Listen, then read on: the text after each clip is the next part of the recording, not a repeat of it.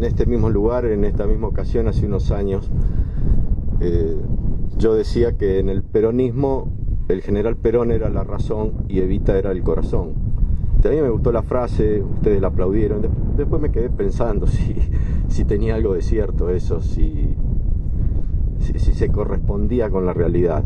Ustedes saben que en la filosofía hay dos grandes corrientes, ¿no? Una dice que la historia es una continuidad de fenómenos políticos, sociales, culturales, es decir, una corriente histórica que ve a la historia como una continuidad de hechos. Hay otra corriente histórica que, por el contrario, la ve como discontinuidades, como rupturas, y en lo específicamente político como hechos políticos aislados unos de los otros. Y yo me quedé pensando en eso, es decir, ¿qué tenía que ver eso que yo había dicho hace unos años, de que el peronismo tenía en sí la razón del general Perón y el corazón de Eva Perón? Y yo creo que como el peronismo generalmente sintetiza los anhelos, las ideas de una sociedad, sí, también sintetiza de alguna manera esas dos grandes corrientes filosóficas que ven la historia. Si por un lado el peronismo es racionalmente un fenómeno histórico político que ha tenido una continuidad, nosotros somos hijos de esa continuidad histórica, que la podemos ubicar en sus orígenes con el proyecto político del general San Martín, el proyecto político de los caudillos federales, el proyecto político del irigoyenismo, de los dirigentes sindicales del socialismo de principios de siglo, de los anarcosindicalistas, todo eso que se sintetizó de alguna manera como una continuidad histórica en el proyecto político del general Perón. Pero también contiene la otra corriente filosófica, también contiene la ruptura, porque Eva Perón fue eso. Sí, Eva Perón fue una ruptura dentro de la continuidad histórica del proyecto político que siempre sintetizó los anhelos de las mayorías populares. Eva fue esa ruptura, y yo pensaba, ¿qué puede sintetizar de alguna manera ese fenómeno rupturista que fue Eva Perón en el interior de la continuidad del peronismo? Y se me ocurrió recurrir a una frase de Eva, cuando Eva dice que donde hay una necesidad hay un derecho. Eso fue una ruptura, incluso fue una ruptura en el interior del proceso político peronista. Ya la justicia social, la justicia entendida como tal, como anhelo de las mayorías, ya no dependía de la beneficencia. Beneficencia viene de ser bueno, ¿no? Es decir, que el obrero trabajara 8, 10, 12 o 16 horas no dependía de que el patrón fuera bueno. El obrero tenía el derecho de decir, no, trabajamos 8 horas, tenemos aguinaldo, tenemos salario familiar, tenemos vacaciones.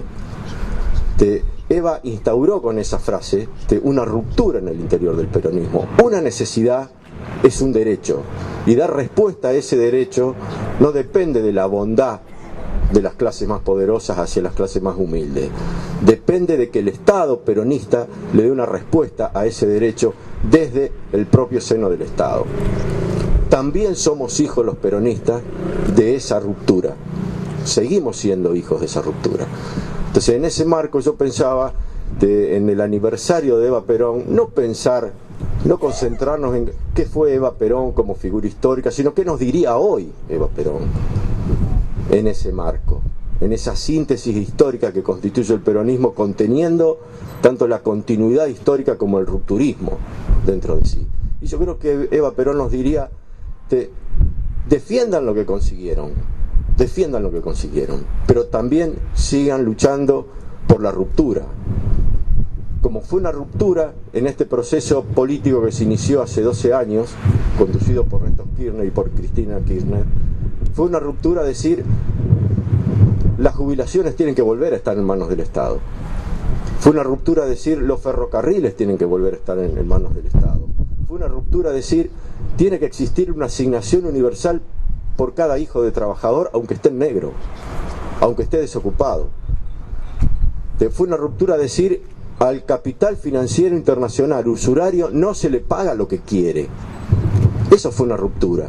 Y creo que hoy Eva Perón, a 2 semanas de tener que ir a las urnas para decidir si convalida el pueblo argentino la continuidad de este proceso histórico de transformación que arrancó hace un siglo, de no solamente defender con el voto esa continuidad histórica del proceso político peronista, sino que defender también con el voto esa posibilidad de la ruptura, de decir, bueno, hasta acá, esto no es más así, es de otra manera, porque el pueblo considera que es un derecho que sea de otra manera.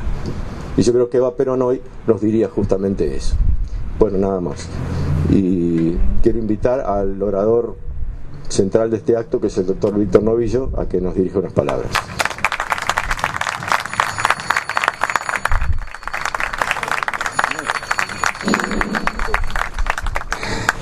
Buenas noches, compañeras, compañeros.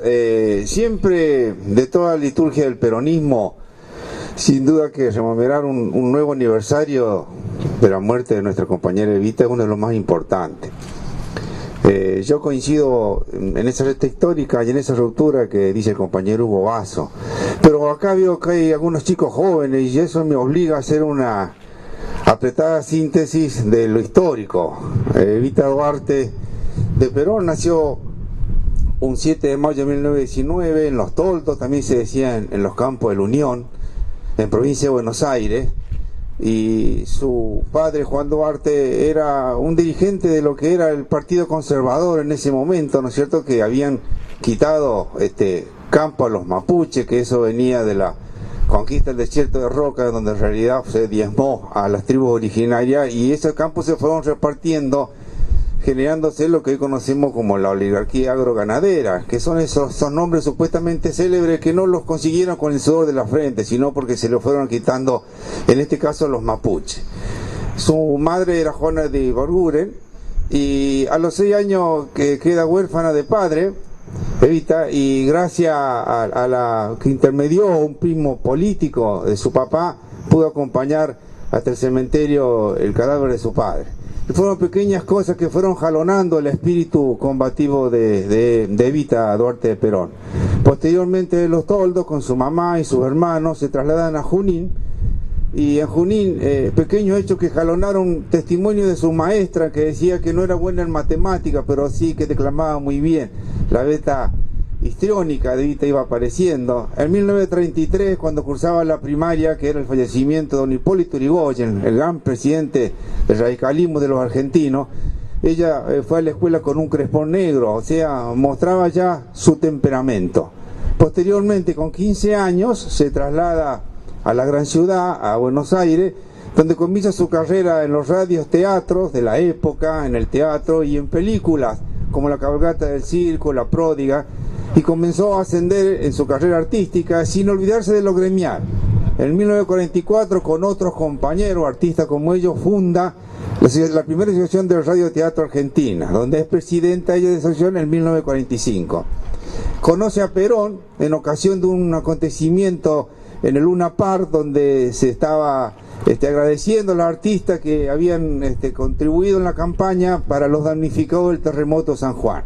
Comienza a convivir con Perón, viene la jornada del 7 de octubre del 45, el 8 de agosto Ábalos manda a detener a Perón. A todo esto Perón, desde lo que era la Secretaría, no era Secretaría en ese entonces, sino el Departamento de Trabajo, se comienza a relacionar con los dirigentes gremiales, fundamentalmente Perón y Mercante, con Bonlenchi, que fue ministro del Interior, y así se va generando esta simbiosis entre los que eran los militares nacionalistas y el gremialismo incipiente que se iba forjando, iba comenzando. Posteriormente Perón disuelve el Partido Laborista y fíjese lo que le voy a decir a los más jóvenes, la Unión Cívica Radical Junta Renovadora. Y le vuelvo a reiterar a los más jóvenes, la primera fórmula era Perón-Quijano. Había una simbiosis entre ese radicalismo nacional y popular y el peronismo que comenzaba a nacer. Y nace formalmente el Partido Peronista con una columna vertebral que era el gremialismo argentino. Viene la jornada del 7 de octubre, la jornada electoral del 24 de febrero de 1946, donde gana con el 54% de los votos la fórmula Perón-Quijano, pero estamos hablando de Evita. Evita en esos aconteceres se transforma en la primera dama, en la fundadora del Partido Peronista Femenino, en la presidenta de la Fundación Eva Perón, y posteriormente el Congreso, jefa espiritual de la Nación, le hace esa distinción a la compañera Evita. A todo esto, ella lucha, podríamos decir que es la primera feminista de renombre de nuestra Argentina, por la igualdad política entre el hombre y la mujer. Así logra en el 47 implementar que el voto también fuera femenino, universal y femenino. Continúa luchando por la igualdad jurídica del matrimonio, por la patria potestad compartida, que se ratifica en la modificación de la Constitución de 1949. Viene el golpe de la autonominada libertadora del 55, se pierde esa reparación, consagrada por la Constitución, y la repara recién en 1985 otro gran presidente de los argentinos, don Raúl Alfonsín, que supo oponerse y supo levantar la voz y supo gritar cuando fue abucheado, como siempre, en la sociedad rural argentina. De manera tal de que en 1951 comienza a 1950 a manifestarse su enfermedad, un cáncer de cuello de útero fulminante, y bueno, fallece un día como hoy, un 26 de julio de 1952, a la edad de 33 años. Nos deja un legado importantísimo, fundamentalmente en la Fundación Eva Perón, con respecto a los hogares, escuelas, asilos, los campeonatos de Evita. Y me gustó lo que decía compañero Hugo, que nos diría hoy Evita, y yo diría que hay una recta histórica que la debemos tener muy presente. En 1930, 1943, la década infame, el conservadorismo, quitando lo que tierra a los aborígenes, en la pseudo campaña al desierto y repartiendo lo que serían los terratenientes que hoy conocemos. Viene en el 43 un golpe de militares nacionalistas en el cual está Perón. Viene en el año 46, 24 de febrero de 1946, que gana el peronismo, la fórmula Perón-Quijano, y comienza la reparación histórica, las reparaciones sociales, las reparaciones sindicales, las reparaciones gremiales. Aparece el estatuto del peón del trabajo, aparecen las paritarias, aparece la jubilación, aparece el aguinaldo mínimo vital y el salario discutido, que es lo que hoy se denomina el salario mínimo vital y móvil. Posteriormente hay una ruptura de ese proceso democrático, luego llegamos así a la década del 70, donde vuelve el general Perón, vuelve un golpe militar que encabeza los genocidas con Videla a la cabeza, y se vuelve a producir ahí otra ruptura de la que mencionaba, de esta recta histórica, ¿no es cierto? Y posteriormente viene un gobierno democrático de corte liberal, y en el 2003 a la fecha Néstor y Cristina. De manera tal que podemos decir que siempre se opusieron esos dos modelos. En el 43, en la década del 70 con los 30.000 compañeros desaparecidos, y en esta época neoliberal, donde hay una Argentina conservadora, liberal, de los oligopolios, de la oligarquía del campo, de la oligarquía de la ganadería, de los diarios que protegen ese poder, esa hegemonía concentrada, de Clarín, de Nación, de TN, de la revista Noticias, de la revista Perfil, y por otro lado una Argentina nacional, popular, inclusiva, la de Néstor y de Cristina. Y tiene razón el compañero, que dentro de lo que era la historia del peronismo se produce una ruptura, vuelve la asignación universal por hijo, vuelve una jubilación que en este momento es por ley, con 2 aumentos de los haberes anuales, también aumento de la asignación universal por hijo consagrada por ley, que un Macri distraído pedía que se transformara en una ley. Y nos vamos a encontrar dentro de 2 semanas, el 9 de agosto, con la misma situación histórica del 40. Se repite, se reitera. Una Argentina representada por Macri, por el PRO, que evidentemente están con la oligarquía, con la hegemonía y con tener un poder entre pocos, y otra Argentina nacional, popular, inclusiva, la de Scioli y la de Zanini, que son los candidatos que eligió nuestra compañera Cristina y que debemos avalar nosotros todos los peronistas. Yo diría, para terminar, que nosotros tenemos que estar atentos y tenemos que estar bien lúcidos y defender estas conquistas sociales y gremiales que han caracterizado al justicialismo, que han caracterizado al peronismo y que sin duda han caracterizado al kirchnerismo. Que el kirchnerismo es una corriente dentro del peronismo que sin duda es la más peronista después de Perón y de Evita. Y tenemos que estar muy atentos a defender la democracia y evitar las manifestaciones de autoritarismo.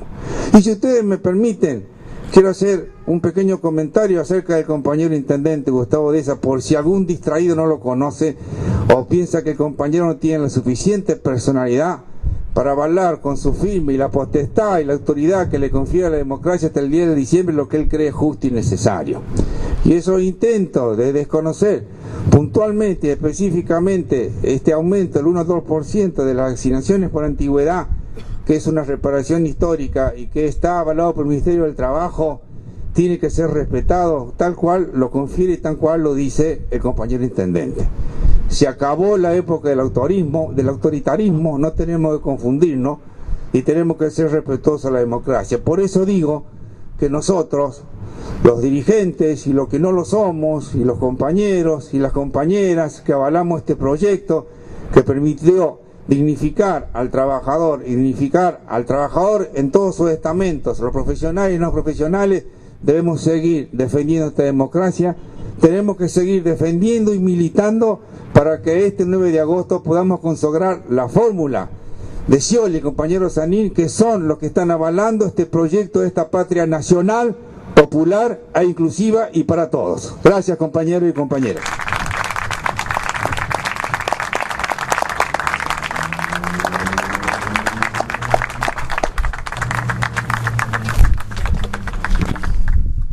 Bueno, compañeras, compañeros, agradeciéndoles otra vez su presencia, vamos a terminar el acto, como siempre, cantando la marcha peronista.